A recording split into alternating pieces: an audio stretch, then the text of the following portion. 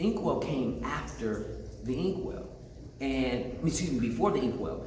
And what I wanted to do, to the point of not being typecast, I thought it was really important for me to show my range and my versatility, because I could have easily gone into a bunch of other movies at that time, because Hollywood, they go with what they think is hot, what's going on. Like I said, the flavor of the month. So if it's about hood movies, if it's if it's a menace or Juice, or if it's Boys in the Hood, or if it's South Central, any of those things, that's what it is. But when I got the script to be possibly cast in the Inkwell, I was like, yo, a minute, because it's such a different, it's such a separation from what I had already experienced, and I'm a bit of an old soul, so I love movies from the 70s and that time era, and there was unity and there was a consciousness that spoke to me, even at the tender age of 17, 18 I was when I got hired to do that movie. So I was young, but I had a great support system around me. My mother and my father, my brothers, they kept me humble, yes, and all of that matters. My brothers, LaRon and Lamar, who are now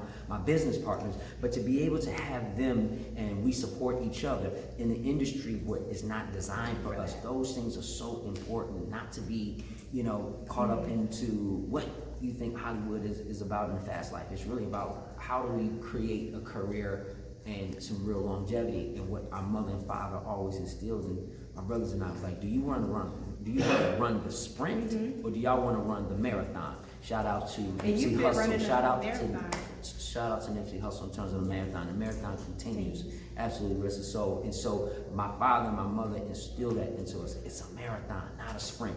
And I wish that a lot more of us as a community and as a people will understand the longevity. My brothers and I were just talking about that, along with Roland Martin and Ed Gordon, about longevity and always sticking together in the people that you come up with. And so you just motivated me in this whole excerpt that you have fulfilled me in. Thank you. Do you think you would kind of pursue that full time? I know you have posts on your social media. Yeah, right. You know what? For me, who knows? But this is just part of about who I am. For me, I want to walk the walk and talk the talk. I want to be a person that really sort of lives in my truth. I make money and a living at doing make-believe, but what is true to me? And a level of consciousness is where I'm at. Really, I've always sort of been in my life, and finding our identity.